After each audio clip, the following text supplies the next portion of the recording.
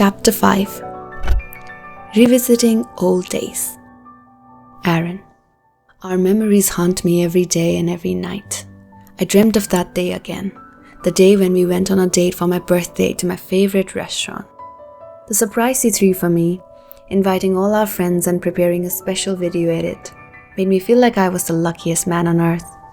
However, I only dreamt up to the part where it was all shiny and happy, making me crave those days. Even though those dreams intended to keep me safe by only showing me beautiful memories, I still remembered what that night entailed. As that special night came to a close, it brought me back to a reality that I had been running from. Her phone call broke all the willpower I had in me to move on from her. I knew that I should move on, especially now when she sounded like she had moved on. I could not possibly make things right this time. Or maybe I can. What if I tried to make things right? What if she had already moved on? If she had moved on, why did she call me yesterday? I stayed at home days sulking and waiting for her to surprise me like she used to. I was so pathetic. We had broken up. Why would she call me or throw me a surprise party? The phone call must have been a mistake, a sheer defeat of willpower. Maybe that's what happened. I shouldn't think much of it. I didn't call her, but waited for her to call me the entire day.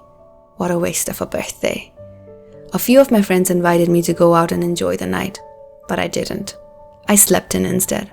I drank a little whiskey that was in my cabinet and slept. That was the only way to not miss her or remember her. I guess I didn't want to celebrate my birthday if it was not with her.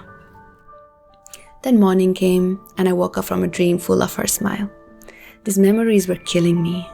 But these were the only things that reminded me of the best part of my life, how truly I lived with her by my side.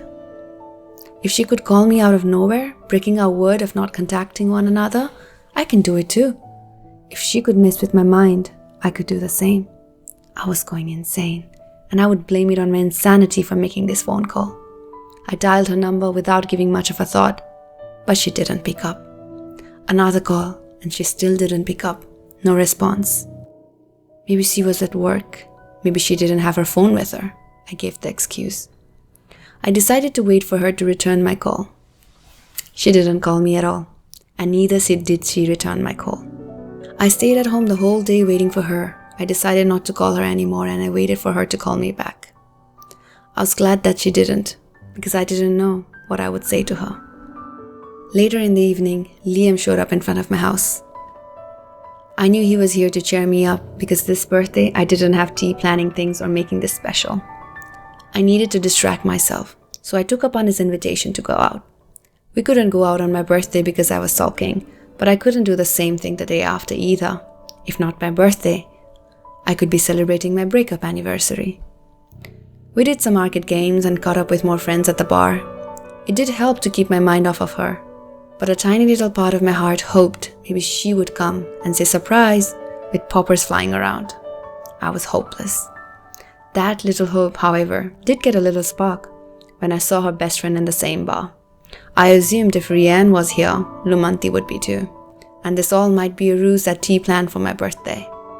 Then that hope got deflated as quickly as it appeared because when a bloke in front of me moved, I saw that Rianne was with a girl that I had never seen her with before.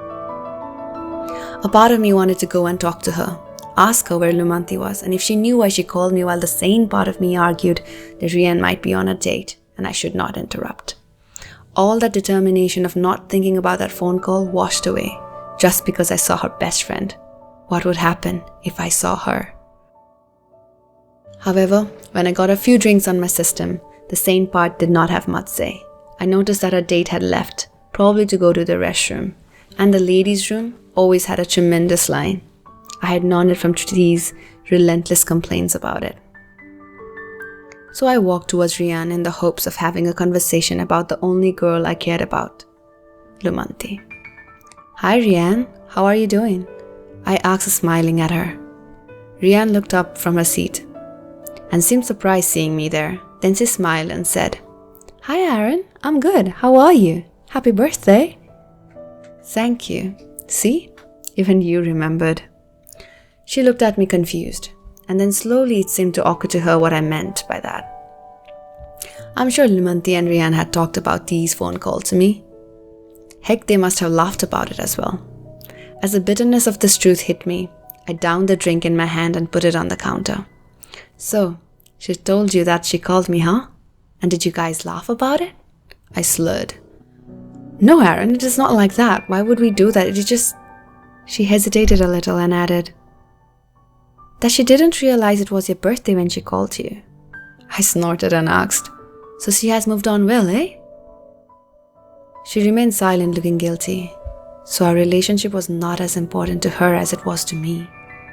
It was Aaron, Rian spoke, defending her best friend, and I realized that I had spoken my thought out loud. She added, I don't know what happened between you two and why you broke up, but I refuse to believe that you knew nothing. The kind of friendship you two share, there could be no room for secrets. I interrupted. You can believe what you want, but we never got a chance to talk about it. I don't know how to feel about this.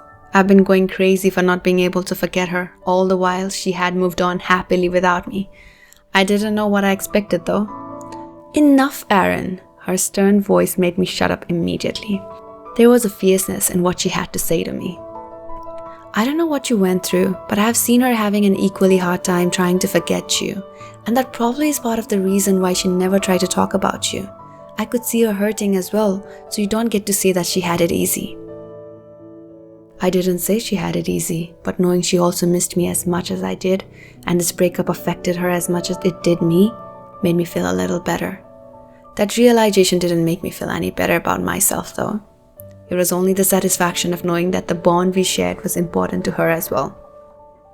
She seemed to be in deep thought, as if contemplating over her next words. I instead asked her, where is she? Why did she call me last night? Was it just because of the reminder on her phone? Or was it a ruse that she's using to not admit that she wanted to talk to me? She looked down at the floor and then at me. Okay, it should not come from me, but I guess you deserve to know that Ray... She fidgeted a little, and I got nervous. Ray what, Rian? I greeted my question. I don't know how to say this, but she doesn't remember you. I didn't know what I expected her to say, but that was not it. Whatever she said did make a little sense if I were to consider the strangeness in her voice yesterday. It was the voice she used to talk to the strangers. No, I refused to believe it. She hadn't forgotten me. How could she possibly forget me? Forget us? As I could not speak any further, she rubbed her hand against my shoulder. I found my words after a while. What do you mean she doesn't remember me? She took a deep breath and spoke again. She's suffering from dissociative amnesia, which causes her to forget, not remember certain moments from her past. She does not remember most of the things, and I'm one of those things. I completed her sentence and she nodded. I asked her, my words almost a whisper, how?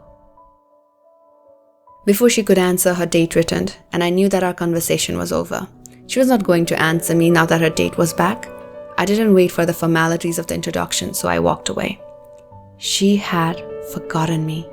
While I was tortured by our memories, she didn't even remember them. What a cruel joke.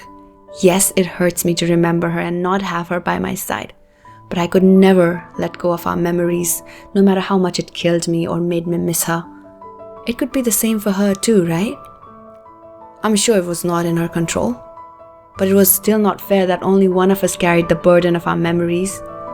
I slumped to the ground outside the bar, and alone tears kept my eyes as I hated myself for letting her go, for not being there for her when she needed me, for not giving her the answer that she wanted to hear, for not knowing what happened to her, for not telling her what was going on in my life. I hated it. I desperately needed to talk to her, so I picked up the phone and called her again. But she didn't pick up. This time, I needed her to pick up my call. I wanted to whirl my phone out into the oblivion. I couldn't sleep the whole night. As always, her memories kept me awake.